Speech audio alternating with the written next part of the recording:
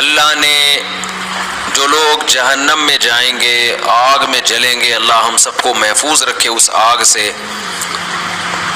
ان کے بارے میں بتایا کہ ان لوگوں میں بہت ساری بری عادتیں تھیں، ان میں ایک یہ بھی کہ ان کو غریبوں کا، مسکینوں کا خیال نہیں تھا۔ اس پر میں نے بیان کیا تھا کہ اسلام کے مزاج میں سخاوت ہے، کنجوسی نہیں ہے۔ اپنی دولت پہ سانپ بن کر مت بیٹھیں، خرچ کریں، خرچ روکڑا نکالیں جیب سے۔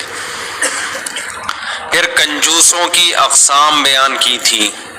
ایک کنجوس تو وہ ہے اس کا پڑوسی بھوکا ہے، اس کا بھائی بھوکا ہے، بہن کے ساتھ مسائل ہیں، اپنا پیسہ اپنے بہن بھائیوں پہ، رشتہ داروں پہ، پڑوسیوں پہ خرچ نہیں کرتا، فکر ہی نہیں ہے کیا ہو رہا ہے۔ اس کنجوس کا اس آیت میں ذکر ہے، لیکن اس سے بڑے بڑے کنجوس بھی مارکیٹ میں موجود ہیں جن کا اس آیت میں ذکر نہیں ہے۔ کیوں کہ جب ان کنجوسوں کو اللہ تعالیٰ جہنم میں ڈالے گا تو اس سے بڑے کنجوسوں کو کیوں نہیں ڈالے گا؟ وہ بڑے کنجوس کیا ہیں کہ دوسرے کا حق بھی نہیں دے رہے۔ یہاں تو یہ ہے نا، اپنا پیسہ خرچ نہیں کر رہے دوسرے پہ، یہ ہے کہ دوسرے کا پیسہ دبا کے بیٹھے ہوئے ہیں، وہ تو اس کا واجب حق ہے بھائی۔ مالک مکان کو کرایہ نہیں دے رہے ٹائم پہ، بیوی کا مہر کھا گئے، بہن کی وراثت کھا گئے، دفتر میں لیٹ پہنچتے ہیں، کام نہیں کر کے دے رہے، تنخواہ پوری۔ یہ بھی کنجوس ہیں کیونکہ بیس ان کی کنجوسی ہی ہے، پیسے پہ پیسہ چاہیے بس۔ تو اس پر تو میں کافی بات کر چکا ہوں، پھر کبھی موقع ملا تو کر دیں گے، لیکن ایک چیز خوب ذہن میں رکھو، وہ میں بیان کر کے پھر آگے چلتا ہوں، اگلی بات کی طرف آتا ہوں۔ یہ چیز میں بار بار بیانات میں کہتا ہوں، لیکن بات یہ ہے کہ جیسے جیسے ہم معاشرے میں چلتے پھرتے ہیں نا، یہ چیز بہت زیادہ نظر آ رہی ہے۔ کون سی چیز وہ بتا رہا ہوں آگے میں۔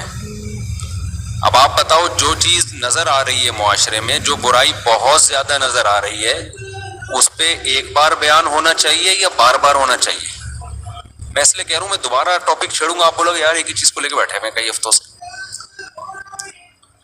وہ یہ ہے کہ آپ کی بھائی بہنوں میں، کزن میں، رشتہ داروں میں کوئی پریشان ہے نا، تو اس کے مانگے بغیر، اس سے پوچھے بغیر آپ کی ذمہ داری ہے کہ آپ اس کا خیال کریں۔ اس ہفتے میرے سامنے رپورٹ آئی سگے بھائی بہنوں کی،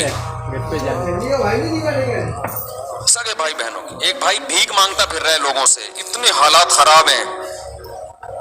میں نے اس سے کہا تمہارا بھائی مالدار ہے یار، تم اس کو بتاؤ۔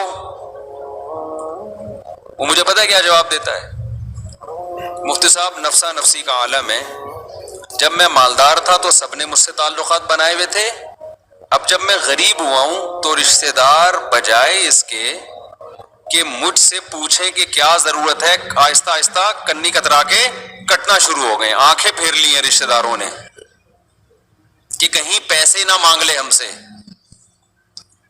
دیکھو کوئی فراڈی پیسے مانگ رہا ہو نا تو اس سے تو آنکھیں پھیر لینی چاہیے، خون پی جائے گا آپ کا وہ، لیکن ایک مستحق ہے تو آپ کو تو تلاش کرنا چاہیے بھائی۔ اور ہم یہ تو نہیں کہہ رہے کہ اپنا پیٹ کاٹ کے اس کو کھلاؤ، یہ تو بہت اونچا درجہ ہے، آپ بھی کھا رہے ہو، اچھا یار، آپ کو اللہ نے تمام بنیادی ضرورتیں پوری کر دی ہیں۔ قُلِ الْعَفْوَ، قرآن کیا کہتا ہے، يَسْأَلُونَكَ مَاذَا يُنْفِقُونَ، اے نبی یہ آپ سے پوچھتے ہیں کیا خرچ کریں، قُلِ الْعَفْوَ، اللہ نے فرمایا جو اضافی ہے وہ کیا کرو، وہ خرچ کر دو۔ ہم یہ نہیں کہہ رہے کہ اپنا پیٹ کاٹ کے دے دوسرے کو آپ، صحابہ تو یہ بھی کرتے تھے۔ زخمی ہے نا، 3 صحابی زخمی پڑے ہوئے ہیں، پیاس تینوں کو لگ رہی ہے، ایک نے پانی مانگا، دوسرے نے مانگا، اس نے کہا کہ وہاں لے جاؤ پہلے، ان کو پیاس لگی، انہوں نے کہا وہاں لے جاؤ۔ وَيُؤْثِرُونَ عَلَىٰ أَنفُسِهِمْ وَلَوْ كَانَ بِهِمْ خَصَاصَةٌ، قرآن صحابہ کی یہ صفت بیان کرتا ہے کہ یہ اپنی ذات پہ دوسروں کو ترجیح دیتے ہیں اگرچہ ان کو ضرورت کیوں نہ ہو. اس میں سارے صحابہ داخل ہیں یا نہیں ہیں؟ حضرت معاویہ، حضرت ابو سفیان رضی اللہ عنہما بھی اس میں داخل ہیں. جب تاریخ کا اور قرآن کا مقابلہ ہوگا، ہسٹری پڑھو گے، عین ممکن ہے بعض صحابہ سے بدگمان ہو جاؤ، لیکن قرآن پڑھو گے تو صحابہ سے بدگمان نہیں ہوگے. بتاؤ ہسٹری زیادہ اوتھینٹک ہے یا قرآن زیادہ اوتھینٹک ہے؟ قرآن اوتھینٹک ہے بھائی. اور ہسٹری میں بھی ہر آدمی اپنے چشمے سے پڑھتا ہے. آپ اگر یہ طے کر کے بیٹھے ہوئے ہو کہ میں نے نیگیٹو ہی سوچنا ہے تو پھر ہسٹری پڑھ کے آپ کا بعض صحابہ کے بارے میں بدگمان ہوگے. لیکن پوزیٹو چشمہ لگا کے دیکھو گے نا، چشمہ صحیح ہوگا، نمبر صحیح ہوگا، تو آپ کو لگے گا کہ یہ جو ان سے غلطی ہوئی ہے، اس غلطی کی بنا خراب نہیں تھی، یہ فساد نیت یا دنیا کی محبت نہیں تھی، اس غلطی کی بیس غلط فہمی ہے. سمجھتے ہو کہ نہیں سمجھتے؟ یہ غلط فہمی ہے.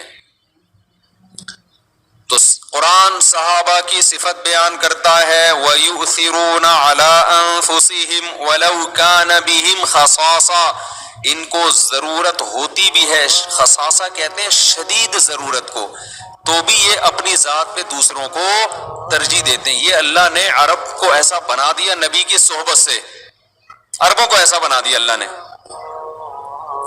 حالانکہ وہ تو اپنی ذات اتنی ان کی جنگیں ہوتی تھی نا کہ گھوڑا دوسرے کا آگے کیوں نکل گیا، ایسی انسلٹ محسوس کرتے تھے اپنی، اس پہ لڑائیاں.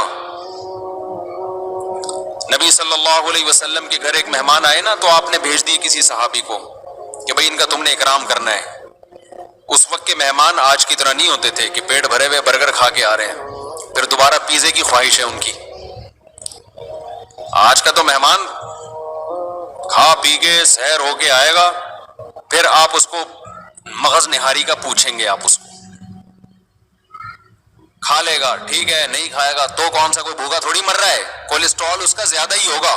آپ نہیں کھلائیں گے تو آپ کا احسان ہوگا اس کے اوپر، شاید تھوڑا سا کولیسٹرول لیول کیا ہو جائے، کم ہو جائے، تھوڑی صحت اچھی ہو جائے. پہلے زمانے کے مہمان اس ٹائپ کے نہیں ہوتے تھے میرے بھائی. اس زمانے میں کھانا کھلانا بڑا مشکل کام تھا، سب سے قیمتی چیز کھانا تھی.